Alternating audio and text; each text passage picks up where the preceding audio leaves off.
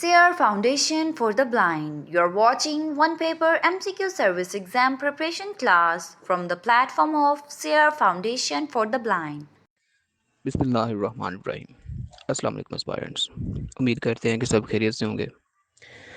आज की इस क्लास में हम जनरल नॉलेज के कुछ मिसलिनियस फैक्ट्स जो कि वर्ल्ड जनरल नॉलेज और पाकिस्तान जनरल नॉलेज के हवाले से इम्पोर्टेंट हैं और हमसे कहीं ना कहीं वो मिस हुए हैं, तो इनको हम आज ही डिस्कस करते हैं। तो स्टार्ट करते हैं। ओके जी। Who was the first women president of UN general assembly.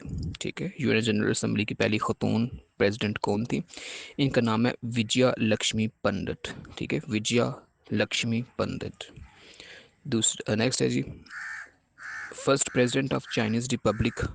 ये कौन थे? ठीक है, चाइनीज़ रिपब्लिक ये जब 1911 में क्विंग डायनेस्टी का ख़ात्मा होता है तो उसके बाद चाइना एक रिपब्लिक बनता है, तो उसमें पहले प्रेसिडेंट कौन थे? तो उनका नाम सन यात सेन था। ठीक है, सन यात सेन, SUNYATSEN। ये पेपर में उसने पूछा हुआ है। ठीक है, तो who was the first prime minister of Australia? Edmund Barton. Edmund Barton, EDMUND BARTON। ठीक है, who was the first prime minister of Israel? David Ben Gurion. David DAVIDBEN GURION। Who was the first president of South Africa? Charles Roberts Swart। Charles Robert sword, SWART। ठीक है, ये south Africa के पहले president थे। Who was the first prime minister of Britain? ठीक है, great Britain के पहले प्राइम मिनिस्टर कौन थे? ये रॉबर्ट वालपूल थे। 1721 से 1742 के दरमियान ये प्राइम मिनिस्टर रहे। तो अच्छा, मैं तमाम की डेट्स नहीं बताऊंगा क्योंकि यहाँ जितने भी फैक्ट्स हैं तकरीबन तमाम के साथ डेट्स लग सकती हैं, लेकिन इतनी डेट्स याद रखना थोड़ा डिफ़िकल्ट है, लेकिन जो इंपॉर्टेंट है मैं बता दूंगा।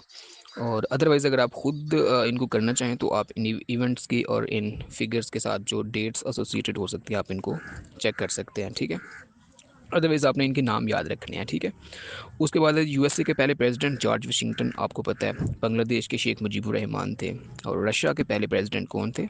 ये बोरिस येल्टसिन थे। ठीक है, BORISYELSTIN, बोरिस येल्टसिन। ये जब सोवियत यूनियन जो है वो उसकी डिसमेंबरमेंट होती है, सोवियत यूनियन जब टूटता है तो 15 मुख्तलिफ रियासतें बनती हैं। उन 15 रियासतों में से एक रियासत रशिया थी। ठीक है, तो उसके पहले प्रेसिडेंट जो है वो बोरिस येल्टसिन है। ये उसने पेपर में पूछा हुआ है। उसके बाद नेपाल के पहले प्रेसिडेंट राम बारन यादव हैं। RAMBARANYADAV। इंडिया के पहले प्राइम मिनिस्टर जो थे वो जवाहरलाल नेहरू थे। 1964 तक ये रहे। और अच्छा, स्पेस में पहला आदमी कौन गया आपको पता है? ये यूरी गागरीन था। और first man to reach North Pole Robert Peary था। PEARY, रॉबर्ट पियरी, जो नॉर्थ पोल पे पहले गया। First man to summit Mount Everest, सबसे पहला बंदा जिसने माउंट एवरेस्ट को सर किया। ये एडमंड हिलरी और तेंजिंग नार्गो थे। ठीक है, Edmund Hillary and Tenzing Norgay ये पहले बंदे थे जो जिन्होंने माउंट एवरेस्ट को सर किया 1950s में, 1953 या 54। अच्छा, उसके बाद जी was the first man to reach south pole. South pole पे रोल्ड एमंडसन थे जो साउथ पोल पे सबसे पहले गए। ROALD AMUNDSEN। ठीक है, तो who was the first man to circumnavigate the world, जिसने पूरी दुनिया का बहरी चक्कर लगाया, वो कौन सा बंदा था? तो फर्डिनेंड मैगेलन उसका नाम था। पहला बंदा जो चांद पे उतरा नील आर्मस्ट्रॉन्ग था 1969 में। First secretary general of the United Nations organization Trygve Lie Norway से बिलोंग करते थे। TRYGAVELIE। ठीक है, तो पहली खतून कौन थी जो स्पेस में गई? ये USSR की वेलेंटीना ट्रेशेकोवा थी। TERESHKOVA। फर्स्ट। नेक्स्ट हमारे पास है जी, first women to scale Mount Everest, पहली खतून जिसने माउंट एवरेस्ट को सर किया वो जोंको ताबी थी।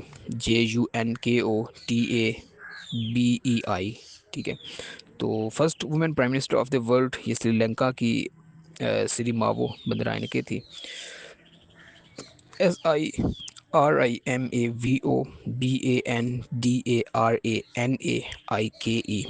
तो यूके की पहली प्राइम मिनिस्टर, जो पहली ख़तून प्राइम मिनिस्टर थी, मार्गरेट थैचर, आयरन लेडी। और फर्स्ट वुमेन जिसने नोबेल प्राइज़ जीता, मैरी क्यूरी थी। उसके बाद कुछ फर्स्ट सैटेलाइट्स मुख्तलिफ ममालिक के। ओके जी। तो फर्स्ट हमारे पास जो अमेरिकन सैटेलाइट था जिन्होंने स्पेस में भेजा, उसका नाम एक्सप्लोरर 1 था, ठीक है। और जो यूएसएसआर ने फर्स्ट सैटेलाइट भेजा था उसका नाम स्पुतनिक 1 था। SPUTNIK, Sputnik 1। और ब्रिटिश का जो पहला सैटेलाइट था उसका नाम आप याद रखेंगे, एरियल 1 था, ARIEL, एरियल 1। और जो चाइना ने पहला सैटेलाइट भेजा था उसका नाम डोंग फैंग होंग 1 था। DONGFANGHONG, Dong Fang Hong 1। और इंडिया ने जो पहला सैटेलाइट भेजा था उसका नाम एरियाबटा था। एरियाबटा, ठीक है। ARYABHATTA। इसराइल ने जो पहला सैटेलाइट भेजा था उसका नाम ओफिक 1 था, OFEK, ओफिक 1। पाकिस्तानी पहला सैटेलाइट, इसके बारे में उसने पेपर में पूछा हुआ है, बदर 1 था। और इसके बाद जी जो पहला बंदा स्पेस में गया, हम उसके बारे में पढ़ चुके हैं, यूरी गागरिन था वो। और ओके, नेक्स्ट है जी, first human to run a mile under 4 minutes. 1 minute के टाइम में उन्होंने एक 4 मिनट में 1 माइल डिस्टेंस जो है वो कवर किया। रॉजर बैनिस्टर थे, ठीक है, ROGER BANNISTER। और नेक्स्ट है जी, फर्स्ट पर्सन जिन्होंने इंग्लिश चैनल उसको तैर के क्रॉस किया। इंग्लिश चैनल जो है ये बेटा फ्रांस और इंग्लैंड, इसके दरमियान पानी के गुजर गया, तो इसको इंग्लिश चैनल कहते हैं। तो जो पहला बंदा जिसने इसको तैर के पार किया था वो मैथ्यू वेब था, METHEWWEB। और पहली खतून जिसने इंग्लिश चैनल को तैर के क्रॉस किया था वो गर्ट्रूड एडलर थी, ठीक है, गर्ट्रूड एडरल, ठीक है, GERTRUDE, गर्ट्रूड एडरल, EDERLE, ठीक है। और फर्स्ट कंट्री जिसने फीफा वर्ल्ड कप जीता था वो हमारे पास यूरुग्वाई था, why sorry Uruguay, URUGUAY, Uruguay. इसने 1930 में फर्स्ट फीफा वर्ल्ड कप जो है वो जीता था। अब हम कुछ इंटरनेशनल ईयर्स के बारे में देखते हैं। 2001, इसको international year of mobilization against racism कहा जाता है, ठीक है। और ये 2001 ही इंटरनेशनल ईयर ऑफ जीनोफोबिया भी है और रेशियल डिस्क्रिमिनेशन भी है, ठीक है। और नेक्स्ट है जी हमारे पास 2002, 2002। It was international year of ecotourism, year of mountains, United Nations year of cultural heritage. 2002 को UN year of cultural heritage भी कहा जाता है। 2003 जो था वो international year of fresh water था, ठीक है। और 2004 जो था इंटरनेशनल ईयर ऑफ राइस, ठीक है। और इसके अलावा international year of to commemorate the struggle against slavery and its abolition. 2004 जो है वो स्लेवरी और उसके खात्मे का भी एक इंटरनेशनल ईयर था उसको सेलिब्रेट करने का। इसके अलावा इंटरनेशनल ईयर ऑफ राइस था ये, ठीक है। 2005 जो था वो इंटरनेशनल ईयर ऑफ फिज़िक्स था, ठीक है। International year for sport and physical education, ठीक है। और 2006 जो था वो international year of desserts and desertification था, ठीक है। और 2007 international year of international polar year था। 2008 जो था इंटरनेशनल ईयर ऑफ पोटैटो था। इंटरनेशनल ईयर ऑफ सैनिटेशन भी था। और इंटरनेशनल ईयर ऑफ लैंग्वेज भी 2008 को कहा जाता है। International year of planet earth भी 2008 था, ठीक है। आई गेस ये उसने पेपर में पूछा हुआ है। International year of planet earth 2008 था, ठीक है। उसके बाद जो 2009 जो था वो इंटरनेशनल ईयर ऑफ एस्ट्रोनॉमी था, ठीक है। और international year of human rights और इंटरनेशनल ईयर ऑफ रिकन्सिलिएशन, ठीक है। 2009 जो था वो ये इंटरनेशनल ईयर के तौर पे उसको मनाया गया। 2010 जो था वो international year of C Führer था। ठीक है। इंटरनेशनल ईयर ऑफ बायोडाइवर्सिटी भी इसी को कहा जाता है, और इंटरनेशनल ईयर ऑफ यूथ भी 2010 को कहा जाता है। 2011 जो था वो इंटरनेशनल ईयर ऑफ फॉरेस्ट था। इंटरनेशनल ईयर ऑफ केमिस्ट्री भी 2011 था, और international year of people of African descent, ठीक है, तो ये 2011 इंटरनेशनल ईयर था। और 2012 जो था वो international year of sustainable energy for all और इंटरनेशनल ईयर ऑफ कोऑपरेटिव्स के तौर पे इसको मनाया गया। 2013 जो था वो international year of water cooperation था, और 2014 जो था वो international year of family farming था, और इसके अलावा international year of small island developing states भी था 2014, ठीक है। 2015 जो था वो international year of light and light based technologies और इंटरनेशनल ईयर ऑफ सॉइल्स भी था, ठीक है। 2015 को इंटरनेशनल ईयर ऑफ सॉइल के तौर पे भी मनाया जाता है, मनाया गया। और उसके बाद 2016 जो था वो इंटरनेशनल ईयर ऑफ पल्सेस था। 2017 international year of sustainable tourism development था। 2000 नेक्स्ट है हमारे पास 2019 international year of periodic table of chemical elements, international year of moderation, international year of indigenous languages 2019 को मनाया गया। और हमारे पास 2020 जो था वो international year of planet plant health था, और international year of nurses and midwives, ठीक है। और 2021 जो था वो international year of elimination of child labour था, और international year of peace and trust भी 2021 से एसोसिएटेड है। 2022 जो था वो international year of artisanal fisheries और एक्वाकल्चर था। 2024 इंटरनेशनल ईयर ऑफ कैमरिडिस था, ठीक है जी। तो ये कुछ इंटरनेशनल ईयर्स थे। अब हम कुछ कंट्रीज़ और उनके नेशनल एनिमल्स के बारे में देखते हैं। ऑस्ट्रेलिया का नेशनल एनिमल कांगरू है, KANGAROO। नेशनल एनिमल बांग्लादेश का जो है वो हमारे पास बंगाल टाइगर है, और बेल्जियम का लॉयन है, ब्राज़ील का जुगौर है, JAGUAR। चाइल्ड का ह्यूम्यूल है, HUEMUL। चाइनीज़ का ड्रैगन है, ठीक है, ये इंपॉर्टेंट है, अपने याद रखना है। The national animal of China is Chinese dragon. और चाइना का नेशनल एनिमल ये है हमारे पास पांडा है, ठीक है। चाइना का नेशनल एनिमल पांडा है। और ओके, साइप्रस का जो इंटरनेशनल ये नेशनल एनिमल है वो शीप है। डेनमार्क का एक म्यूट स्वान है। इंग्लैंड का भी हमारे पास लॉयन है, ठीक है। पाकिस्तान का जो नेशनल एनिमल है वो आपको पता है मार्खोर है। और यूएसए का नेशनल एनिमल जो बाइसोन है। थाईलैंड का नेशनल एनिमल एलिफेंट है। ताइवान का फार्मोसन रॉक मंकी है। National animal of south Korea Siberian tiger है, ठीक है। तो बाज़ का तो वो किसी का भी वो आउट ऑफ द वे भी किसी भी कंट्री का पूछ सकता है, ठीक है। तो ये मैंने कुछ आपके सामने रखे हैं। म्यांमार का हमारे पास P4 है। अरेबियन जॉर्डन का अरेबियन ऑरेक्स है, ठीक है। और इसके अलावा इंडिया का भी टाइगर है। फिनलैंड का ब्राउन बियर है, और इजिप्ट का स्टेप ईगल है। और इसके अलावा हमारे पास ये जो रशिया है इसका ब्राउन बियर है। सिंगापुर का भी लाइन है, ठीक है। तो ये कुछ कंट्रीज़ और उनके नेशनल एनिमल्स हैं।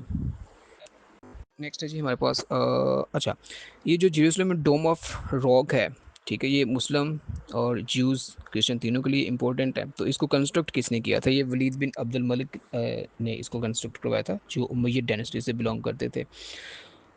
उसके बाद जी गंगा रिवर जो है हिंदुओं का एक सेक्रेड रिवर है।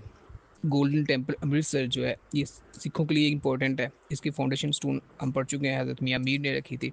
और यहाँ पे इम्पोर्टेंट ये है कि गोल्डन टेम्पल अमृतसर जो है इसको हरमंदिर साहिब भी कहते हैं, ठीक है, हरमंदिर साहिब। और उसके बाद माउंट फिजी जो जापान में है, ये बुद्धिस्ट और शिंटोज़ के लिए इम्पोर्टेंट है। शिंटोज़ एक जापान का एक रिलीजन है, ठीक है। तो बुद्धिस्ट और शिंटोज़ दोनों के लिए माउंट फिजी ये एक वोल्केनो है, तो इनके लिए इम्पोर्टेंट है। ननकाना साहब पाकिस्तान में जो है वो गुरु बाबा गुरु नानक की ये बर्थ प्लेस है, तो सिखों के लिए इंपॉर्टेंट जगह है। ननकाना साहब शेखपुरा के साथ है। और उसके बाद पलिताना एक इंडियन गुजरात में एक मुकाम है, पलिताना PALITANA। तो ये जैन्स, जो जैनिज़्म एक रिलीजन है, तो उनके लिए ये एक सेक्रेड मुकाम है। सोमनाथ टेम्पल इंडियन गुजरात में है, हिंदुओं की एक इम्पॉर्टेंट जगह है। और सिरीपादा, सिरीपादा जो है ये एडम्स पीक है, ठीक है, श्रीलंका में, जिसको आदम का पाँव भी कहते हैं। एक पहाड़ के ऊपर एक पाँव की स्ट्रक्चर बनी हुई है। तो ये बुद्धिस्ट, हिंदूज, मुस्लिम्स और क्रिश्चियंस, ये इन चारों के लिए इम्पोर्टेंट है, ठीक है। तो हर साल हज़ारों लाखों में लोग इसको विज़िट करने के लिए जाते हैं। और सिनगॉग जो है ये ज्यूस टेंपल है, ज्यूज़ यहूदियों के लिए इम्पोर्टेंट है। जैसे हमारी मस्जिद और हिंदुओं का टेंपल होता है, इस तरह से ज्यूज़ है, उनकी इबादत जो है उसको सिनगॉग बोलते हैं, SYANGOGUES, ठीक है। और टेंपल माउंट जो यरूशलेम में, ये western wall of complex remains standing, ठीक है। It is known as the wailing wall, ठीक है। तो यहाँ पे ज्यूज़ खड़े होकर दुआ वगैरह अपनी मांगते हैं। वेटिकन सिटी इटली में है, ठीक है। और सीट ऑफ पेपेसी भी है, इसको हम पढ़ चुके हैं।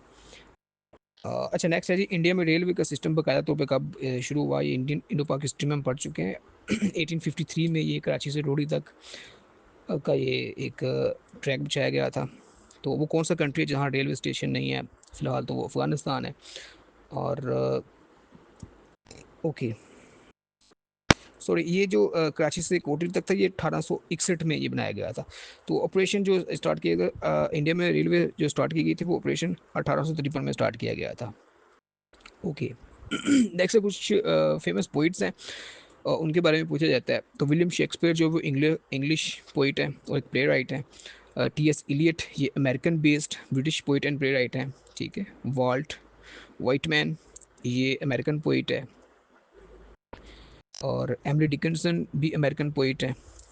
WB Yeats, William Butler Yeats एक आयरिश पोइट है, आयरलैंड से बिलोंग करते हैं।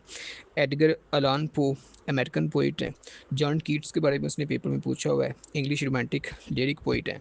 सिल्विया प्लॉथ इंग्लिश पोइट है। और एल्फ्रेड लॉर्ड टेनिसन भी एक ब्रिटिश पोइट है।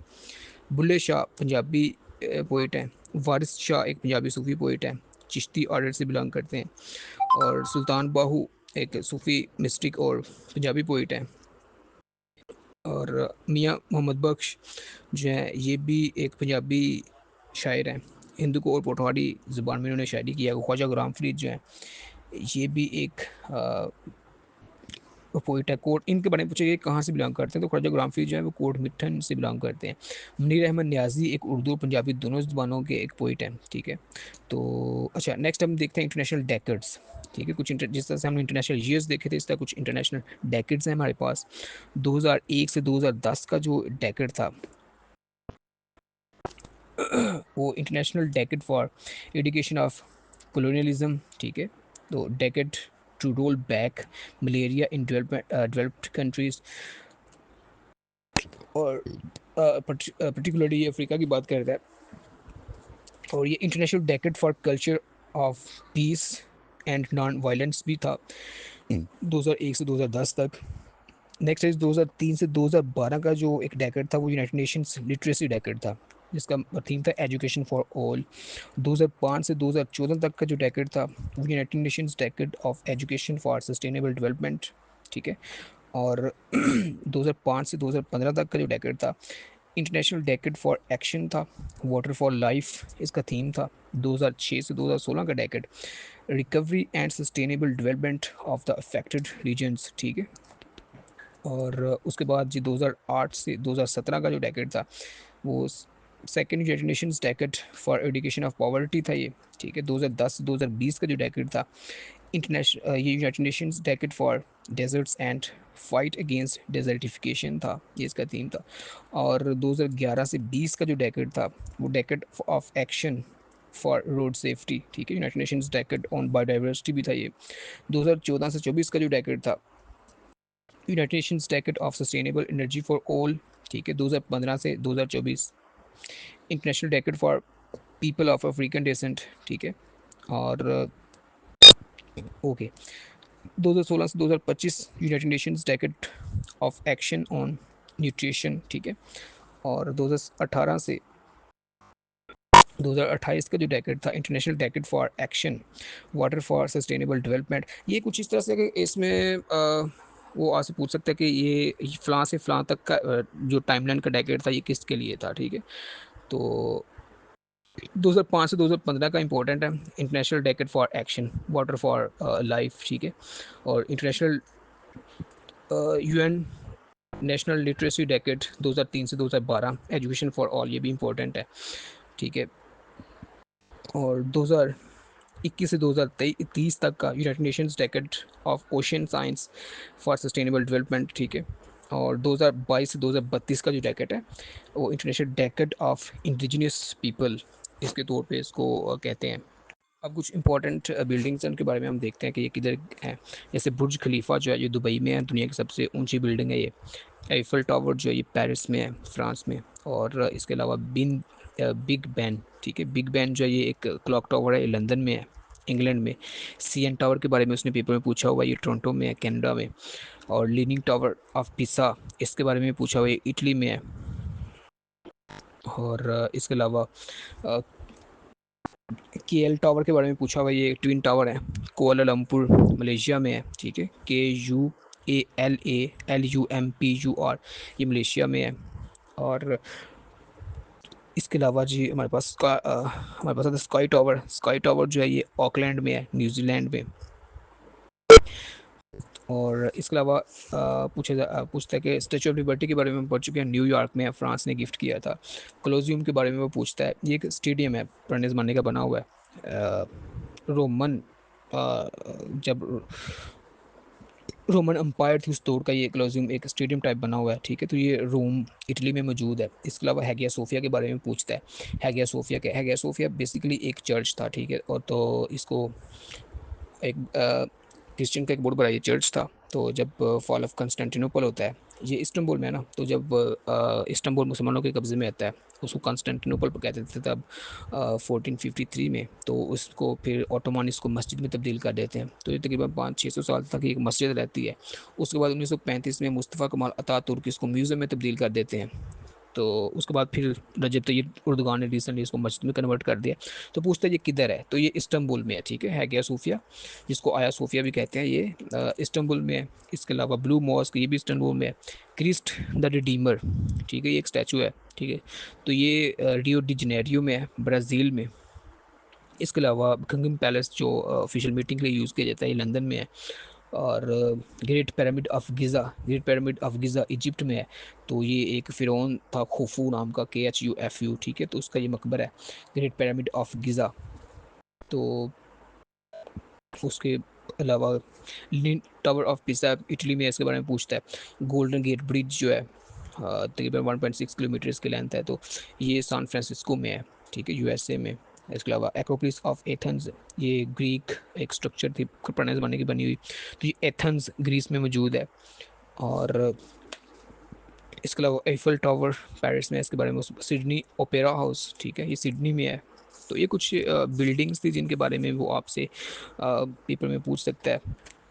उसके अलावा पूछता है कि किस कंट्री में सबसे ज़्यादा प्रोडक्शन किस चीज़ की होती है। तो ये जो फैक्ट्स हैं चेंज होते रहते हैं, ठीक है। अब तक है कि चाइना जो है वो लार्जेस्ट प्रोड्यूसर ऑफ राइस है। टोबैको है, ठीक है, टी सबसे ज़्यादा चाइना में पैदा होती है। और इस तरह ऑटोमोबाइल जो इंडस्ट्री है चाइना की अब लार्जेस्ट प्रोड्यूसर है। इसके अलावा इससे पहले ये डेट्रियट था, ठीक है, डेट्रियट सिटी है USA का, इसको ऑटोमोबाइल का हब भी कहा जाता है। और सबसे ज़्यादा टीन जो है वो चाइना में पैदा होता है। कॉफ़ी सबसे ज़्यादा ब्राज़ील में पैदा होती है, ठीक है। हमने संटास पोर्ट पढ़ी थी, काफ़ी पोर्ट ऑफ द वर्ल्ड भी उसको कहते हैं। कॉपर सबसे ज़्यादा चाइल्ड में पैदा होता है। इसके अलावा क्लोव्स इंडोनेशिया में पैदा होते हैं। इसके अलावा ये क्लोव्स के लिए मडागास्कर एक आइलैंड कंट्री है इंडियन ओशन में, वो भी लैंड ऑफ क्लोव्स कहते हैं उसको। तो इसके अलावा निकल सबसे ज़्यादा जो है वो इंडोनेशिया में पैदा होता है। आइवरी कोस्ट और गाना जो है largest producer of Coca beans हैं। इसके अलावा यूरेनियम सबसे ज़्यादा कज़ाकिस्तान में पैदा होता है।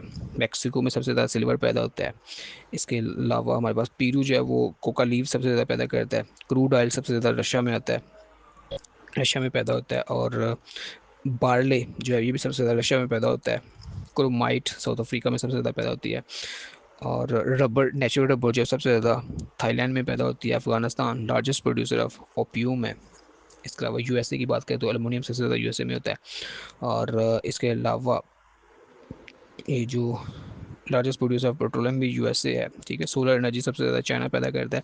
USA largest producer of sulphur भी है। ठीक है, तो इस तरह से ये लार्जेस्ट जो सबसे ज़्यादा पैदा किया जाता है। अच्छा, ऊँट की गोश्त के हवाले से उसने पूछा हुआ है सबसे ज़्यादा कौन सा कंट्री जो है वो सबसे ज़्यादा ऊँट का गोश्त जो है वो एक्सपोर्ट करता है। तो हमारे जहन में तो गल्फ़ कंट्रीज़ आएंगी क्योंकि वहाँ पे सहरा है, ऊँट ज़्यादा है। लेकिन हैरानकुन के तौर पर पाकिस्तान सबसे ज़्यादा जो है वो ऊँट का गोश्त जो है वो उसको सप्लाई करता है पूरी दुनिया को। और इसके अलावा सबसे ज़्यादा बीफ जो है वो यूएसए में पैदा होता है। ठीक है, तो अब कुछ हम ये जो फैक्ट्स है पाकिस्तान के बारे में इसके बारे में देखते हैं। तो जूनिपर जो है ये पाकिस्तान का सबसे पुराना फॉरेस्ट है, ओल्डेस्ट फॉरेस्ट इन पाकिस्तान। अच्छा, एक फिलोसफर है सैमुअल पी हंटिंगटन, इन्होंने क्लैश ऑफ सिविलाइजेशन की थ्योरी पेश की थी। तो क्लैश ऑफ सिविलाइजेशन थ्योरी किसने पेश की? सैमुअल पी हंटिंगटन ने। ठीक है, wealth of Nations Adam Smith से रिलेटेड है। अच्छा, उसके अलावा आपको पता है नेपच्यून ऑपरेशन नेपच्यून स्पेयर के ज़रिए से उसामा बिन लादेन को एबटाबाद में कत्ल किया गया। पाकिस्तान की जो नेशनल पुलिस एकेडमी है वो इस्लामाबाद में है। और करतारपुर कॉरिडोर जो है ये बाबा गुरु नानक की 550वीं बर्थ एनिवर्सरी थी जब करतारपुर कॉरिडोर इसको ओपन किया गया। उसके अलावा आप याद रखेंगे बलोच कल्चरल डे के हवाले से आप याद रखेंगे हर साल 2 मार्च को मनाया जाता है। ठीक है, सिंधी कल्चरल डे जो है वो हर साल फर्स्ट संडे ऑफ दिसंबर को मनाया जाता है। पंजाबी कल्चरल डे जो है वो 14 मार्च को हर साल।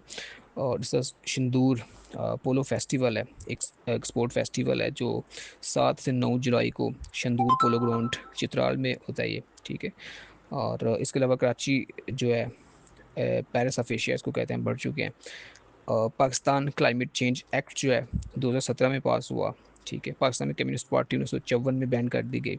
फाटा को 25वीं तरमीम के लिए 2018 में केपी में जम किया गया। ठीक है, और at time of partition Nizam state of Hyderabad जो था तो उन्होंने डिसाइड किया था वो इंडिपेंडेंट रहेंगे। लेकिन जब कायद-ए-आज़म की वफ़ात होती है तो फिर 11 सितंबर 1948 को इंडिया इस पे कब्ज़ा कर लेता है।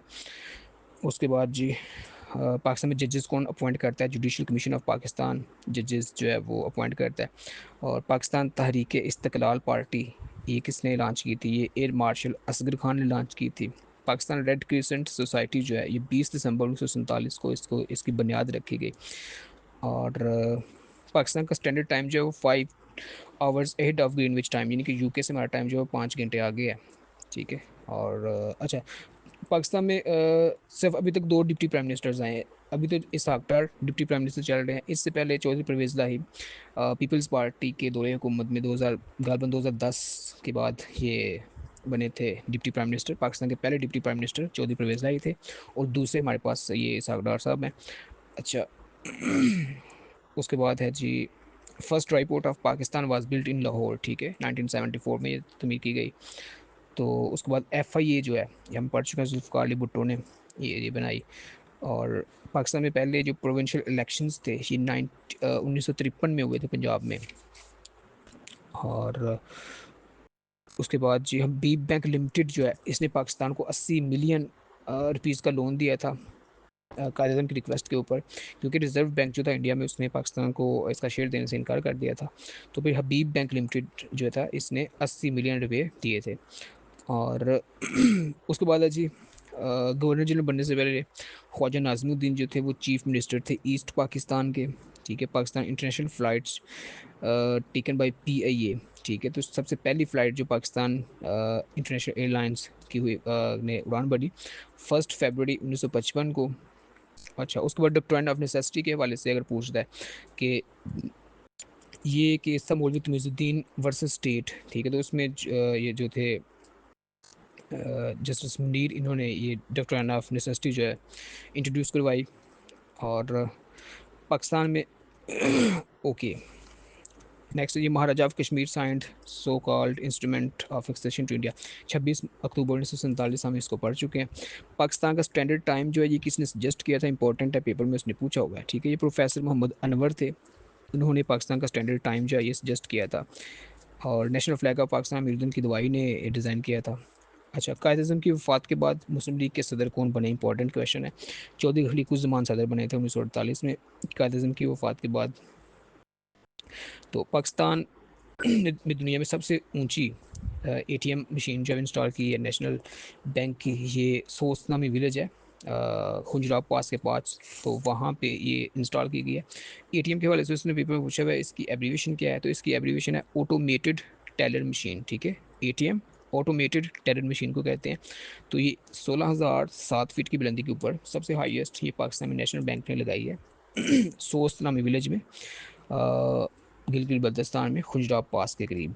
ठीक है, तो पाकिस्तान में दुनिया के सबसे जो ओल्डेस्ट सिविलाइजेशन में से उनसे एक महरगढ़ है। ठीक है, ये पाकिस्तान में है, तकरीबन 6000 बिफोर क्राइस्ट इसकी डेट है।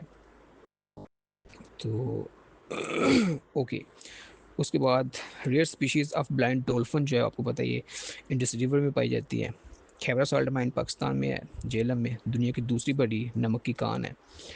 और एम आलम, ठीक है, उन्होंने कौन सी जंग में इंडिया के 5 जहाज़ with in a minute, 1 minute से भी कम, गड़बड़ 55 सेकंड में गिराए? 1965 में। ठीक है, उसके बाद जी पेपर में क्वेश्चन रिसेंटली पूछा हुआ है कि पाकिस्तानी फील्ड हॉकी डिफेंडर, ठीक है, is the highest goal scorer in the history of field hockey, तो ये सुहेल अब्बास हैं। ठीक है, ये रिसेंटली पिछले दिनों पेपर में पूछा हुआ था।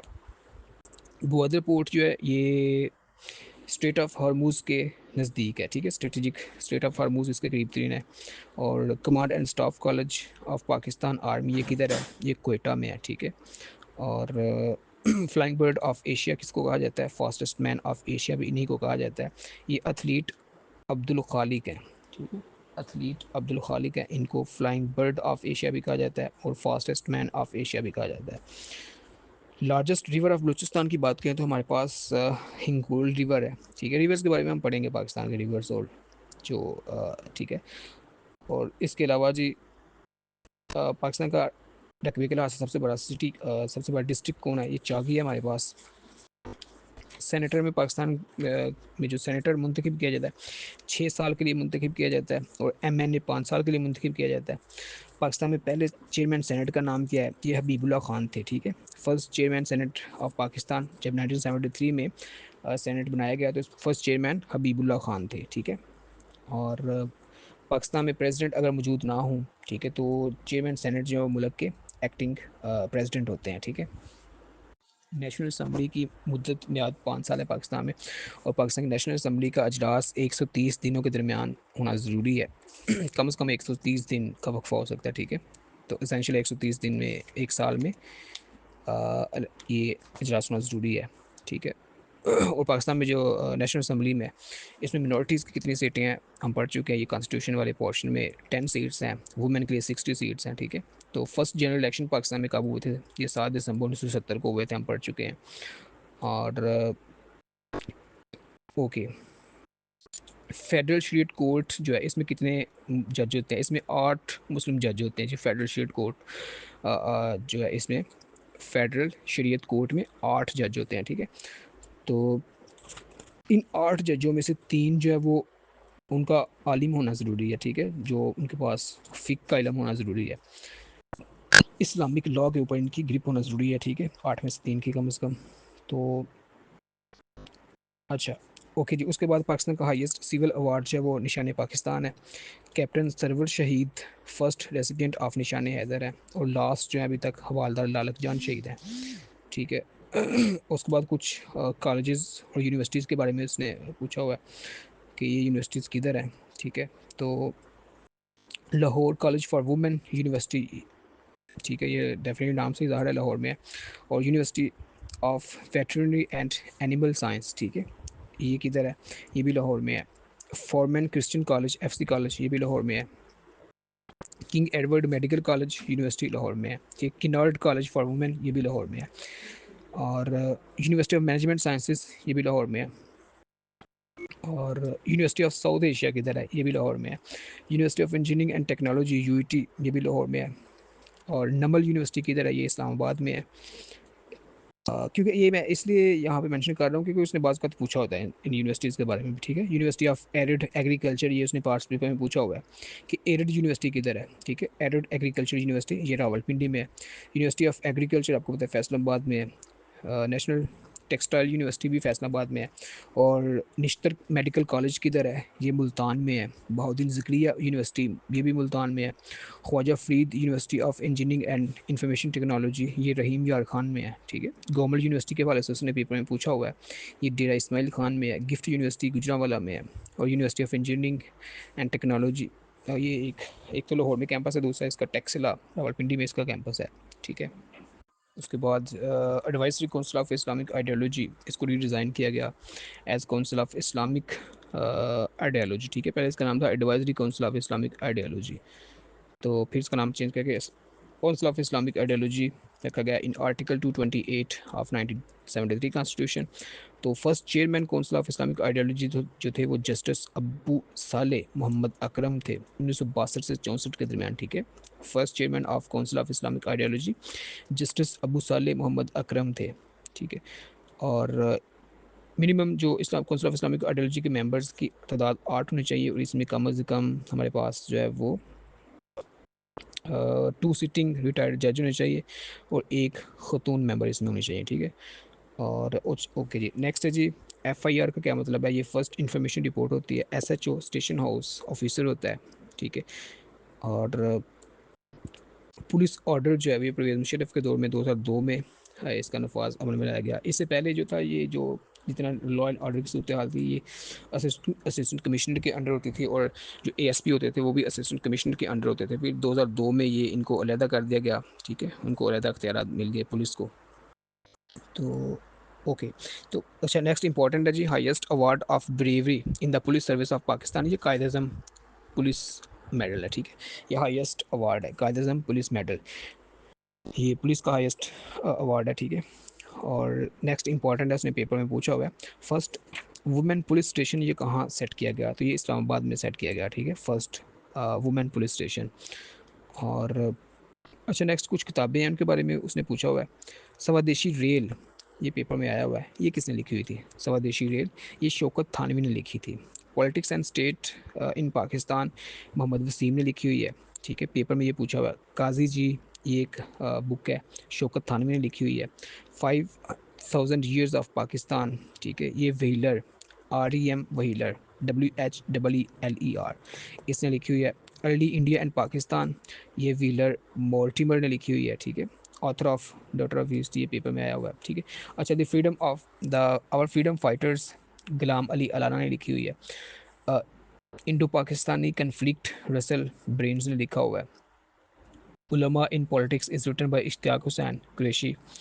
और the military and politics in Pakistan doctor Hasan Askari Rizvi. ये वो बुक्स हैं जो पेपर में पूछी हुई हैं और पिछले हमारे बुक्स के सेशन में ये मिस हो गई थी ये वाली भी, ठीक है। नेक्स्ट है जी ओल्डेस्ट कैंटोनमेंट पाकिस्तान का जो है कोहाट है। खारियाँ लार्जेस्ट कैंटोनमेंट है पाकिस्तान का, ठीक है। Punjab regiment of Pakistan army इसने मैक्सिमम नंबर ऑफ निशाने हैदर रिसीव किए हैं।